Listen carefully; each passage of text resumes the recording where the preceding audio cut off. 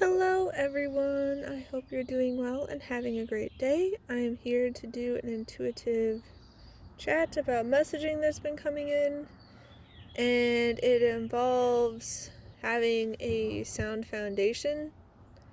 And, it's important for when you're actually building a building, but it's also important for you when you build your life. And that could mean, in the physical, you're having a sound foundation where you're setting yourself up for success. You have, this peaceful place where you can rest and you can clear your head, and making sure you have the right food and nutrients you need to stay healthy, making sure you get water, sleep, all these things. Have a supportive circle around you that, helps build you up instead of tear you down. But more importantly, not that that's not important, but having that solid foundation internally so that no matter what happens externally, you are still on metaphorical stable ground, because the life is getting very chaotic and it's heating up and things are popping off all over the place. And I'm noticing so many people do not have that solid foundation. They don't have the internal peace and the stability and the emotional regulation. And so as the external around them is crumbling and things are happening that they do not like, they're losing it. And basically, not all of them, but a number of them are basically having temper tantrums. They're throwing a fit, they're lashing out, they're pointing fingers, having all this emotionally volatile accusations, not having things backing up their claims. They are very much in their emotions, and they're not listening to other people. They're not giving space to other people and their perspectives. They're not having these open, honest, respectful conversations where, things can get hashed out and problems can be solved by working together. They are just so much in their emotions, and things are just crumbling that they're just basically, and it's not helping them, and it can just be making their problems worse and creating more of the same, and this isn't me saying that people can't have their emotions or they can't have their human experience, but it's better to try to process them, to be aware of them. If you need to take a break because your emotions are heightened and you need to, take some breaths, relax, to sort things out, doing that instead of, getting into all these heated, you could call them debates, but it's more ranting and raving, and there's not a back and forth exchange, because debates can be healthy if you are listening to the other side and being like, well, here's my counter argument, here are the facts and points that I'd like to address, here's more to the story than just your side. But many people aren't doing that, and especially now that things are getting so turbulent in the external, it's really, really important for us to have those solid internal foundations, to recognize that peace and happiness are inside jobs. We need to, tend to ourselves, our well-being, our state of mind, nurture ourselves, making sure we can, put the best foot forward possible. And it comes a lot with the imagery and metaphor of trees and plants, because you can see trees grow really, really, really tall. But what you can't see is their roots. And if their roots are weak, if their roots aren't deep enough, if they aren't strong enough, they are building that foundation to grow and, thrive. If it's weak, if it's not, sturdy enough, if it's not stable enough, it doesn't go extensive enough, the trees can topple, they can become uprooted, they could, could be potentially become top heavy. And I don't remember where I saw this, read this, learned this. I don't remember where, but I remember hearing that, like, just as far as the tree goes upward, it goes downward with their roots. So if their branches are really extensive and go up really high and they spread out a lot, that means it's also that way underneath the ground, below the surface.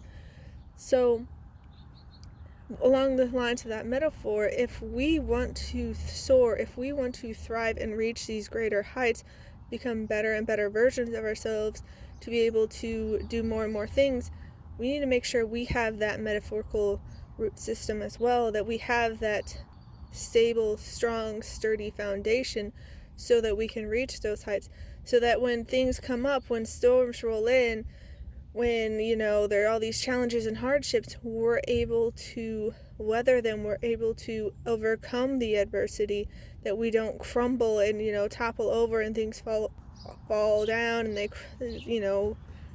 just kind of poof, no more. And it's not to say that it's always easy, because looking at a lot of people, like my family especially, they don't really do the internal work. And they're notorious for pointing fingers at other people. Like, I remember so many times they'll be sitting amongst themselves and judging other people, like external family members, and about how they're all like broken and horrible, and like so-and-so screwing up their kid, and they're just making it awful, and they're just making things worse and worse and worse, but we're so much better, we're healthy and all this. And it's like, you don't look at yourself, you aren't mindful, you're not aware of what's going on, you're not even accountable for what you're doing. You often point fingers, shift blames, lash out. And this isn't to say that any of us are perfect and that I'm better than them, but a lot of times they are burying their emotions and their turmoils and all that and trying to pretend like they're not there, and they tend to numb out with things. Like, my one brother uses substances a lot, mainly alcohol, but he's dabbled in other things and done more than dabbling in other things, and it just gets so bad that his life is negatively impacted. He's stumbling around, running into things, losing things, leaving trash everywhere, like not taking care of himself because he's so inebriated.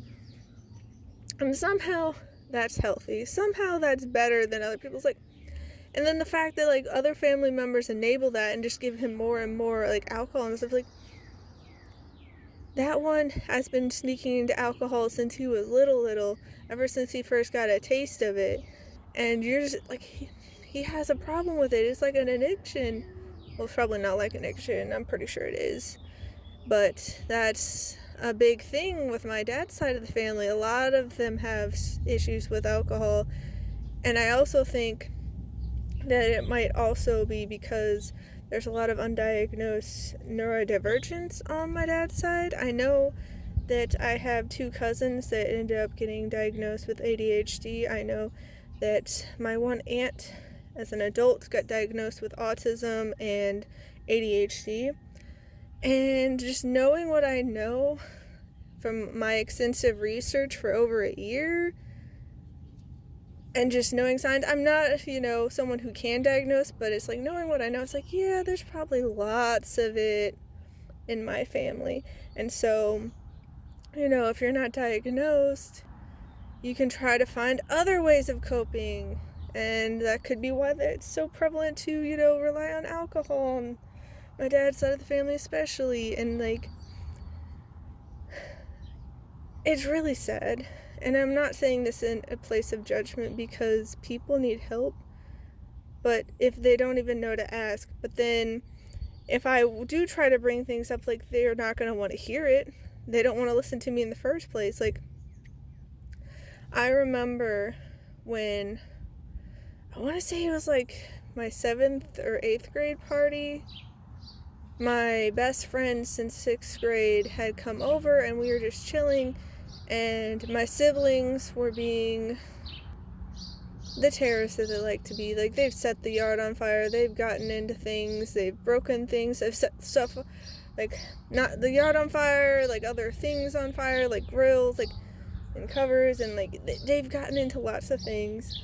And so at that time, they were throwing around this little plastic snowflake, like a ninja star, because they were bored or whatever, and it ended up smacking my friend really hard in the forehead, and she was bleeding, and she was really upset. And so I tried to go to my parents so they could do something. They just kept shushing me and wanting to keep watching their TV show. And that's the trend with them. Like, my sister, she's very much holding a grudge over my parents, because when we were little, my brothers were throwing toys around and nailed her while she was sitting on my bed in the head with a baby doll that was plastic, and made her bleed all over my bed. And my mom apparently was just like, shush, shush, you're fine, and like it threw a washcloth at her, and they just kept watching a hockey game. And like, that's how they were. They would either be obsessed with stuff like TV, or they would send us to TV to not want to deal with us. But it's just like, that's not healthy. That's not good parenting.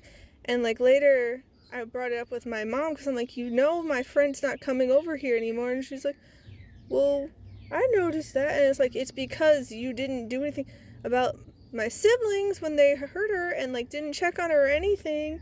And she ended up leaving early that day. And Mom was like, well, if it was really bad, you would have come and told me if there was a problem. It's like, I did come up to you, and you just shooed me away. And she's like, no, it wasn't actually a problem. It's like, maybe it wasn't like life-threatening, but she was bleeding, and she was sad and hurt and upset because there were no consequences for my siblings. They kept running around being chaotic and little terrors, and like throwing stuff everywhere. Like, my brothers especially were notorious for throwing things out of windows and just like sneaking into things, stealing things, and like, they just, not that they're horrible humans, but like, they have lots of areas to grow, but they're just eager to point fingers at everyone else and be like, yep, they suck and I'm great. And it's just like, not that you don't have redeeming qualities or any strengths or anything like that, but you could benefit from just looking at yourself more and being aware and being able to own up to past mistakes and, be accountable. But that's the thing, they always make excuses. They always try to justify things. Like, they'll try to even say like things didn't happen, and it's like, no, they did. And it's like, well, you're just making that up. I was like, no, it actually happened. And then sometimes they'll sort of own up to it if it's about someone else. Like, one time I was like talking to my dad because he was like screaming at me again and trying to like scapegoat me and gaslight me and validate me. And I was like, no, this happened. You screamed at me when I went upstairs and were accusing me of ruining Christmas because I wouldn't be around my brother and his dog, who had just scratched me all up, covered me in bruises, and no one did anything. So I quietly went off by myself instead of making a scene, and then you come upstairs and scream at me that I have to come down and I need to stop ruining Christmas. And he's like, I didn't do that. And I was like, well, you actually did. He's like, no, I didn't. It's like, that's the thing. If it's about them, they don't listen, and they just point fingers and they shift blame and refuse accountability. And it's like, you don't have the internal foundation. You don't have that accountability, that integrity, that peace, that, like being able to guide yourself through the storms and things that you don't like. And it's just like, you're burning bridges without realizing it, because I've done a lot of thinking over the past year or two, and it's just like looking back at all the things that my family does and how toxic they can be, and they're just set in their ways and refuse to listen. It's like, no wonder I don't talk to you guys about things, and if I have problems, I keep them to myself, and I don't share, and I don't look to you for guidance or your insight, because this is how you treat me. And it's really sad.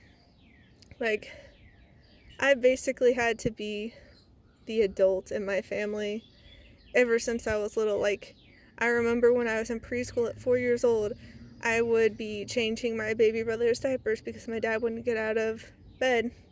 And so it's just like, it's been challenging, and like they throw tantrums over things when they don't get their way, like when the cat doesn't want hugs and doesn't want to see them and wants to run around and play, and then it's like, but I want to, and they're like literally stomping their feet and jumping up and down, and it's just wild that they're all adults and this is how they act. And then they just like point fingers and be like, you're the problem, and it's just like, I'm the problem because I speak up and I don't just like let it stand and let you guys act like everything's healthy and normal. It's like, this isn't normal.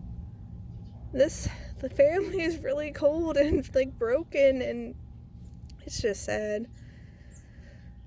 And so it's just like, it just makes me think about like how even with families, if you don't have that strong, stable, sturdy foundation, you don't have that root system, it just all crumbles and can implode and explode. And happens with friendships, it happens with the workplace. Like, if it doesn't have that foundation, that sound, sturdy, strong, stable foundation to grow, it's just like, yeah, it doesn't go very far, does it?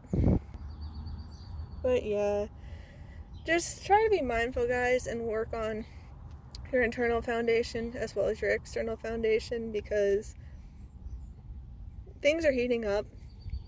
And I think in the past, people could kind of skate by without doing the internal work, without having that foundation. But nowadays, it's becoming more and more crucial, and it's very obvious when you don't have it, because like, it just feels like everything's heating up and speeding up, and kind of like the what goes around comes around kind of thing. The energy you put out comes back to you. Like, people could fake it before, but now things are kind of more instantaneous. And yeah, it's, you reap what you sow, and the people who don't have that foundation, it very much shows, and they're very much dealing with the natural consequences of it. And it's sad because I want everyone to do well. I do care about people. I don't hate my family, even though they've hurt me a lot. Mentally, emotionally, physically, all of that jazz. But we just gotta do the best we can. We gotta let people be where they are. We can't force them to do anything. As the saying goes, you can lead a horse to water, but you can't make it drink.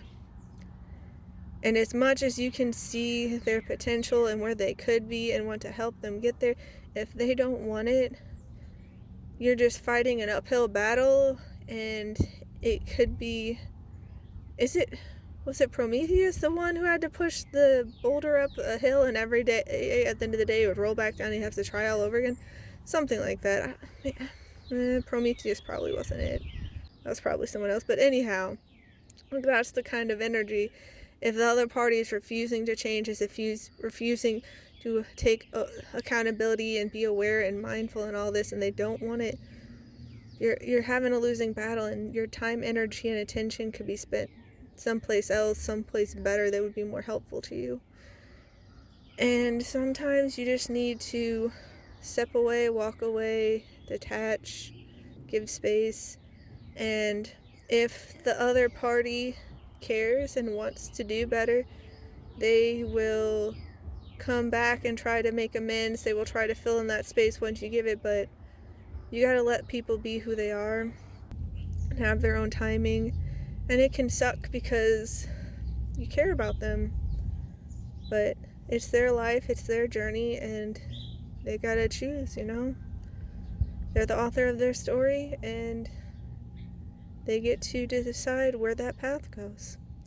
But I want to wish you all a wonderful rest of your day. Please take care. Please be gentle with yourselves as we navigate these tricky times. Show yourself a little extra TLC. Do something fun, and I'll see you next time. Bye.